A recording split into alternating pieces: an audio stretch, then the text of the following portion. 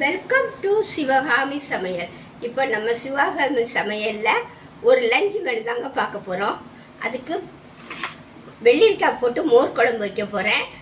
கத்திரிக்காய் பொரியல் பண்ண போகிறேன். தனியாகவும் காஞ்ச மிளகாய் இஞ்சி எல்லாம் வச்சு ஒரு துவையல் அரைக்க போகிறேங்க. அது எப்படின்னா அப்புறம் ஒன்று ஒன்றா காட்டுறேங்க.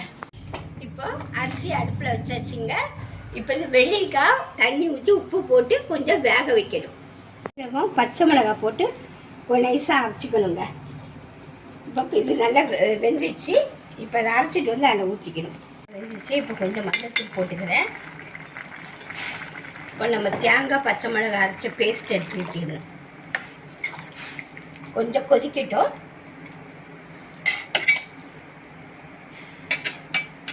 கொதிச்சு வரட்டும். ஒரு கப்பு தயிர் எடுத்து வச்சுருக்கேன். இதை நல்லா கடைஞ்சிக்கணும். இல்லை மிக்சியில் ஒரு அடி அடிச்சுக்கலாம். காய் வேகிறதுக்கு உப்பு போட்டேன். இப்போ இந்த குழம்புக்கு தக்கன உப்பு போட்டுக்கிறேன். இப்போ நல்லா கொதித்து பச்சை வாசனை எல்லாம் போயிடுச்சு. தயிரை அடித்து ஊற்றிக்கிறேன்.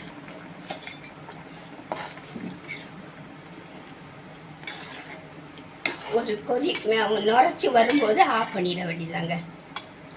ரெடி ஆயிடுச்சு. இப்போ ஒரு கடாயில் எண்ணெய் ஊற்றி தேங்காய் எண்ணெய் ஊற்றிருக்கேன். கொஞ்சம் கடுகு போட்டுக்கிறேன். கொஞ்சமாக ஜீரகம் போட்டுக்கிறேன். காஞ்ச மிளகாய் போட்டுக்கிறேங்க. இப்போ அப்படியே எடுத்து இந்த குழம்புல ஊற்றிடணும்.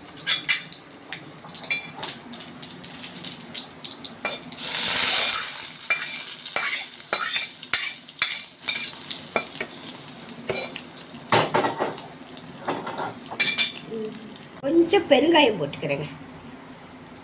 போட்டு அப்படியே கலக்கி மூடி வச்சிட வேண்டியதாங்க.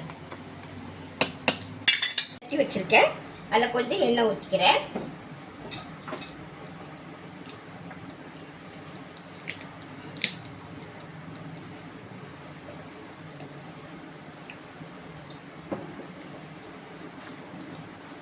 நறுக்கி வச்ச கத்திரிக்காவை போட்டுக்கிறேங்க.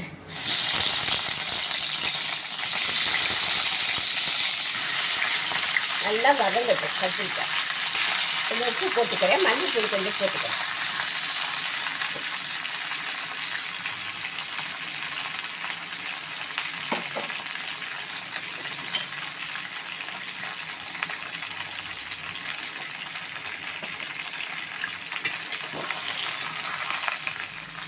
நல்லா கொஞ்சம் வதங்கட்டுங்க. வதங்கின பிறகு கொஞ்சம் மிளகாத்தூள் போட்டுக்கிறேங்க. கொஞ்சமாக தண்ணி ஊற்றினேன் வேகிறதுக்கு. அது காட்ட மறந்துட்டேன். தண்ணி ஊற்றாமலும் வேக வைக்கலாம்.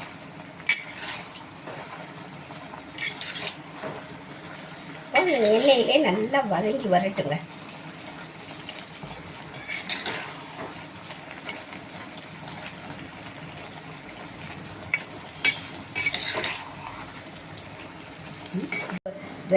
வதங்கிச்சு. எண்ணெயெல்லாம் பிரிஞ்சு வருது பாருங்கள்.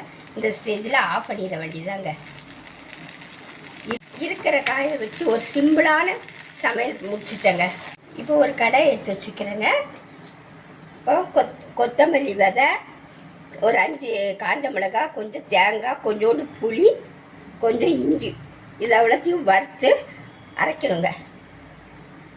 முதல்ல தனியாக மட்டும் போட்டு தனியாகவும் காஞ்ச மிளகாவும் வறுக்கணும். இப்போ இந்த ஆற வச்சு புளி இஞ்சி எல்லாம் வச்சு அரைக்கணுங்க. தேங்காய் எல்லாம் வச்சு அரைக்கணும். இப்படி அரைச்சி எடுத்துகிட்டு வந்துட்டாங்க பாருங்கள். இப்போ சமையல் முடிஞ்சிடுச்சுங்க.